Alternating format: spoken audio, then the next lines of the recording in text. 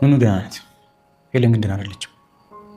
ይሄ ማለት ሄለን ላይ ጉዳት ያደረሰችው ኑኑ ከሆነች ልትታሰር ትችላለች። እንዴት ነሽ?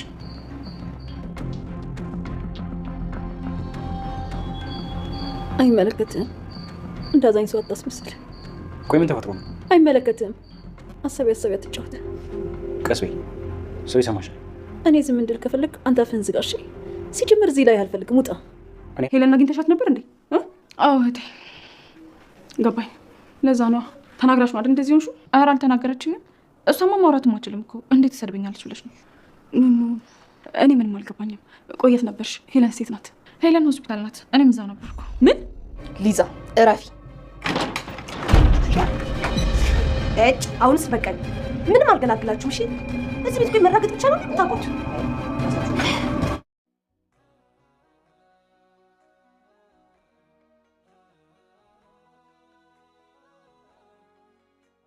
ኑኑ ኤልሻዴ በትራስ አፍና ልትገላት እንደነበረ ተናገረች።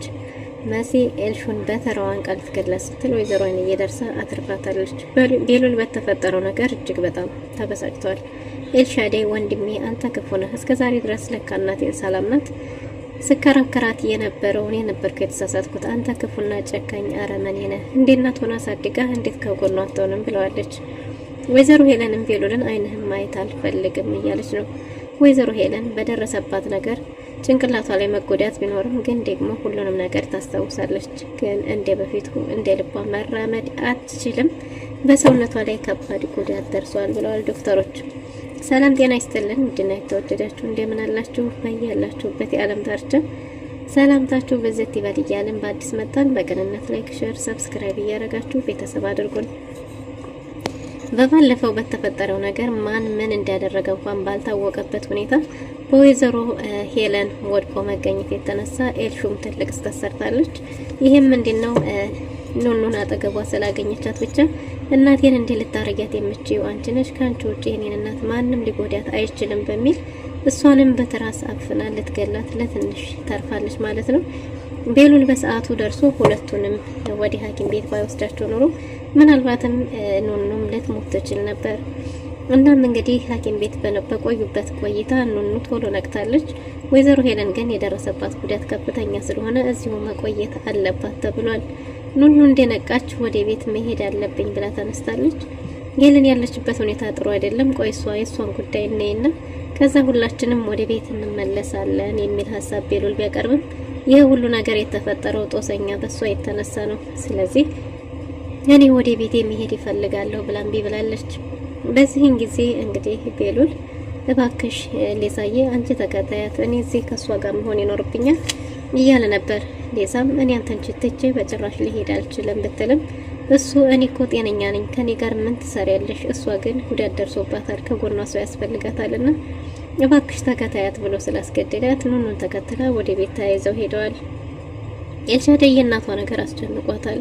ሙሉ ቤተሰቡን ብትጠይቅም ማንም ሰው አይኋት ወይ እዚህ ቦታ ናት ሊላት የሚችል ሰው ልታገኝ አልቻለችም። በዚህን ጊዜ እጅግ በጣም ተጨንቃ ስለነበረ ወደ ጆ ደውላለት እሱ ምንም የሚያውቀው እየሰማው ምንም የተፈጠረ አዲስ ነገር እንደሌለ ተናግሯል።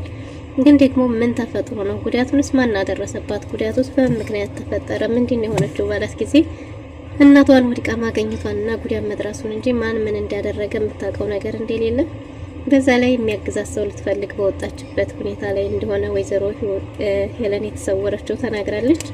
ለዛም ጆ ቤት ድረስ ተተት ብሎ መጥቷል ማለት ነው። መሲ የተፈጠረው ነገር ግራ አጋብቷታል። ሄለን የት ናት? እንዴትስ እንደዚህ ሊሆን ቻለ? ማንስ ረዳት? የትስ ገባች? ምን ተፈጠረ? የሚለው ነገር ለመሲ ጥያቄ ሆኖባታል። መሲ በዛ ላይ እንዴት ያደርጓታል? መሲ የምታስበው ነገር ሁሉ ግራ የተጋባና የተወሳሰበ ሆኗል። በሄለን ላይ ባደረሰችው ነገር በእርግጥ ምንም የተሰሰተችው ነገር ባይኖርም ግን ደግሞ እንግዲህ የወይዘሮ ሄለን ድንገት ተነስቶ መጥፋት ለመሲ ሌላ ጥያቄ ሆኗል። መኩም ቴዲን ፍለጋ ሄዶ ሳያገኘው በመመለሱ የተነሳ እጅግ በጣም ተበሳጭቷል። መሲ እንግዲህ መኩን ጠይቀው አንዳንድ ነገሮችን ለማጣራት ብትሞክርም መኩ ወደ ቤት ሲመለስ ምንም አዲስ የተፈጠረ ያየው ነገር እንደሌለ ተናግሯል። እናም ይሄ ነገር ማን ነው ምንድነው እያለች እያሰበች ባለችበት ጊዜ ድንገት ድንገት ኑኑ ወደ ቤት መታለች ማለት ነው። ኑኑ ወደ ቤት በተመለሰች ጊዜ ሳሎን ላይ ያገኘቻት ኤልሻዴ ነበረች። ኤልሻዴ አሁንም ቢሆን በጭራሽ አርፌ አልቀመጥም ብላለች። ልክ እንዳየቻት ነበር ኑኑን የተከመረችባት። አንቺ ነሽ የታደረሻት እናቴን የታደረሰሻት ነው ብላ አሁንም ጉሮሯን አንቃ ልትገላት ብላለች። በዚህን ጊዜ ያለ የሌለ ኃይሏን ተጠቅማ ኑኑ አንቺ አረመኔ ጨካኝ ምን ስትያሰብሽው እኔን ልትገልኝ? እኔ አንቺን እገልሻለሁ እንጂ በጭራሽ እንድትገልኝ አልፈቅድልሽም በሚል ጉሮሯን አንቃ ኑኑ ኤልሻዴ ልትገላት ለትንሽ ሌሳ አትርፋታለች ማለት ነው። ግን ደግሞ ኑኑ ተናዳ ስለነበረ ሁሉንም ነገር እየተናገረች ነበር። ሊሳ ነገሩ ግልጽ አልሆነላትም። እናንተ ሁልጊዜ በድብድብና በጉልበት የምታምኑ መች ነው በመነጋገር እንደ ትልቅ ሰው የምታስቡት?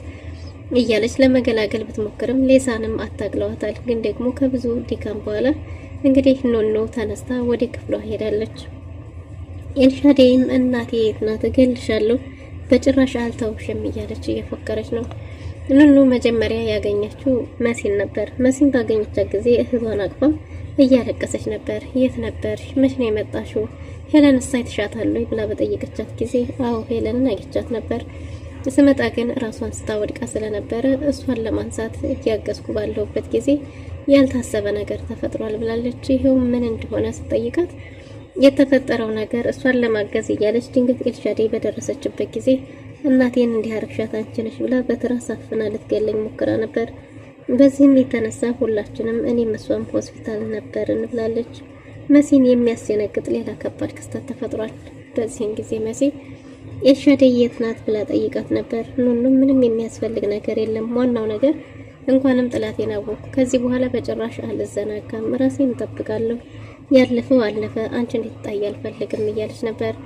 ግን ደግሞ መሲም የፈለገ ነገር ቢሆን አንቺ ላይ እጇን አንስታ በጭራሽ ዝም ልላት አይገባም ብላለች። እናም በዚህም ሁኔታ እንግዲህ መሲ ተናዳ እሳት ለብሳ እሳት ወርሳ ወደ ኤልሻዴ ክፍል እየሄደች ነው። ኤልሻዴ ክፍል ላይ ደግሞ ኤልሻዴ እና ሊሳ እየተጨቃጨቁ ነበር። ሊሳ ኑኑ ማለት ባህሪዋ የማይቀየር አንድ አይነት አቋም ያላት ክፋትም ደግነትም ሳይሆን አንድ የሆነ ወጥ የሆነ ባህሪ ያላት ልጅ ናት። ስለዚህ ማንም ሰው ሳይደርስባት ያለምንም ምክንያት ልትደርስ አትችልም ብላታለች። እናቴን እኮ እንደዚህ ያደረገቻት እሷ ናት ባለች ጊዜ እርግጠኛም እንኳን ከሆንሽ ብትሆኚ እንደዛ ካረገቻት እናትሽ የሆነ ነገር አድርጋን ነበር ማለት ነው እንጅማ ኑኑ በጭራሽ ያለምንም ምክንያት ይሄን ነገር ልታደርግ አትችልም እያለች ነው።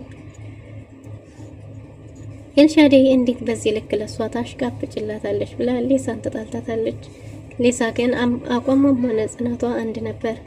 ኑኑ እህቷን እንዲያገኘቻት የተፈጠረውን ነገር በሙሉ ለመሲ ነግራት ስለነበረ መሲም እንግዲህ ኤልሻዴ ለማግኘት እየተሯሯጠች ትገኛለች። ኤልሻዴ አሁን ላይ ከብዙ ሰዎች ጋር መስማማት አቅቷታል። ግን ደግሞ ቤቲ አሁን ላይ ከሌሳ ጋር ጸበኞች ስለሆኑ እሷን ጓደኛ አድርጋለች። ግን ደግሞ እሷ ይሄንን ክፍተታቸውን ተጠቅማ ሁለቱን ለማጣላት እየሞከረች ትገኛለች። እና ኤልሻዴ እናቷ የት እንደገባች አለማወቋ እጅግ በጣም ሰላም ነስቷታል። ለዛም ነበር ጆን ያሳወቀችው።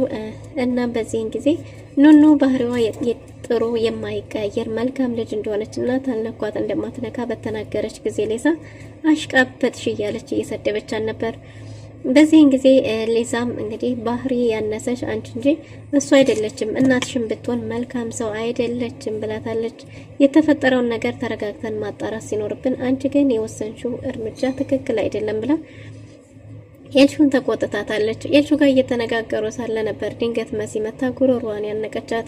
እህቴን ጉሮሮዋን አፍነሽ ልትገሊያት የነበረውና ልታንቂያት የነበረው ለምንድን ነው አንቺ እናቱ ልጅ ባብ እያለች ጉሮሮዋን አንቃት ነበር። ሌሳም መገላገሉ ስለታከታት አሁንስ በዛ እዚህ ቤት በጉልበት ካልሆነ በስተቀር በንግግር ምንም ሀሳብ አይፈታም እንዴ? ስለዚህ ይዋጣላችሁ ይለየላችሁ ብላ ጭራሽ ወጣ ጥላችሁ ሄዳለች። ኤልሻዴን ጉሮሮዋን አንቃ ልትገላት ነበር መሲንም የሚቆጭሽን አታድርጊ እገልሻለሁ እያለች እንደዛም ሆነ እንኳን መፈከሯን አላቆመችም ነበር። መሲም ምን ብትደፍሪ ነው እንዴት ብትንቂን ነው እህቴ ላይ እጅሽን ያነሳሽው ብላ ልታንቃ ስትል እንግዲህ ትንሽ ካታገለቻት በኋላ እጇን አንጠልጥላ ወዴታች ዛት ወርዳ ኑኑን ጠርታት ነበር። እሱም የሆነው ከኑኑ ጋር ይቅርታ ለመጠያየቅ ነበር። ኑኑን ልጠራ በሄደችበት ጊዜ መሲ ወይዘሮ አይንዬ መታ ከኤልሹ ጋር ተገናኝተዋል። ኤልሹ ልጆቼስ ባለች ጊዜ ልጆችሽን ስራ አሰሪያቸው ስልሽ ይኸው ህገወጥ ስራ ጀመሩ፣ ስርቆት ጀምረዋል እያለቻት ነው። ወይዘሮ አይንዬም በጭራሽ እንደዛ አይነት ልጆች አያደርጉም፣ አንቺ ግን ባለጌና ስርዓት የሌለሽ ልጅ ነሽ፣ ምን አለበት ስርዓት ቢኖርሽ፣ እኔ ቢያንስ እናትሽ ነኝ እያለቻት ነበር። አንቺ ጓዳ ለጓዳ ትንጎዳጎጃለሽ፣ አንቺ ልጆች ግን የሚሰሩ ሲያጡ ሌቦች ሆነዋል እያለቻት ነበር። ልጆቼ በጭራሽ እንደዚህ አያደርጉም እያለች አይንዬ እየተከራከረች ካለ ከኤልሻዴ ጋር ድንገት ኑኑና መሲ መጥተዋል። ኑኑም ኤልሻዴን ባየቻት ጊዜ ለዚህ ነው እንዴ ጠራሽኝ? ለምን ጠራሽኝ ብላት ነበር። መሲም እህቴን ይቅርታ ጠይቂያት እያለች ነው። እውነታውን አብራርታ መናገር አትችልም፣ ምክንያቱም አይንዬ እዛ ከስላለች ትደናገጣለች ብላ ፈርተዋል። እህቴን ይቅርታ ጠይቂያት እያለቻት ነበር። በጭራሽ ሞችም እንኳን ቢሆን ኑኑን ይቅርታ አልጠይቃትም ብላለች። በዚህን ጊዜ ጉሮሯን አንቃ በግዴታ ይቅርታ ተጠይቂያታለሽ፣ ወደሽ ሳይሆን ተገደሽ ይቅርታ ጠይቂያታለሽ እያለች ጉሮሯን ባነቀቻት ጊዜ አይንዬ በጭራሽ እንደዛ አይደረግም፣ እንዴት እኔ እዚሁ ቁሜ እንዴት እንደዚህ ታደርጋላችሁ? ምን ብትነቁኝ ነው ብላ አይንዬ ብላለች። መሲ እናቴ ገና እኔ ያልጨረስኩም እማናግራት አለኝ እያለች ነው። አይንዬ እዚሁ ቁሜ ጭራሽ ትደባደቡ፣ በሉ በየክፍላችሁ ግቡ እያለች ነው። መሲ ግን በጭራሽ እህቴን ይቅርታ ሳትጠይቃት አልሄድም ብላለች። ኑኑም የሷ ይቅርታ ምንም የሚቀይረው ነገር የለም፣ ይቅርታ ጠይቀችኝ አልጠየቀችኝ ምን ሊያደርግልኝ ነው? በጭራሽ አይሆንም ብላለች። ግን ደግሞ ኤልሻዴ እኔ በህይወት እያለሁ ይቅርታ አልጠይቅሽም፣ እያንዳንድሽ እሰራልሻለሁ እያለች እየፎከረች ነው።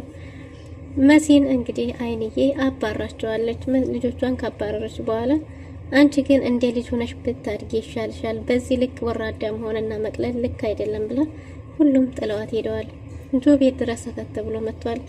ቤቲ ኤልሻዴ ከጆ ጋር መታ ተያይዘው ወጥተዋል። ስለ ወይዘሮ ሄለን ያለችበት ሁኔታ ለማወቅ ወይዘሮ ሄለን አሁን ላይ ባለው ሁኔታ ነቅታለች። ግን ደግሞ ምንድነው የተፈጠረው ከኑኑ ጋር ብሎ ሊያናግራት ቢሞክርም ላይ አልፈልግም፣ እዚህ እየተቅለሰለስክ ደህነኛ ሰው አትምሰል፣ አንተንም እንደነዛኞቹ እከስሃለሁ ተባባሪ ነህ ብዬ ውጣልኝ፣ ላይ አልፈልግም እያለች ነው።